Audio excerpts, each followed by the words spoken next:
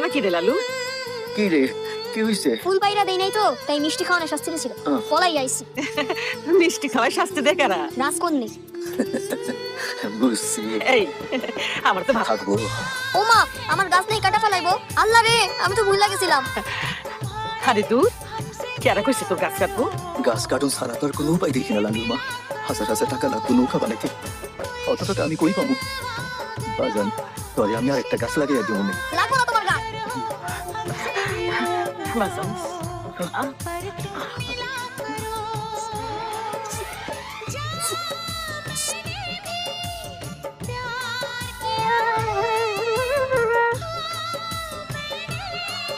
ওইটাই আগে কাট। ও মুজিদ ভাই, নৌকা কেমন হইব? খুব পাকা গাছ, নৌকাটা জব্বর হইব, নোয়ার মতো আর টনটনা গুলোই হইব। তাহলে বিসমিল্লাহ করে শুরু করো।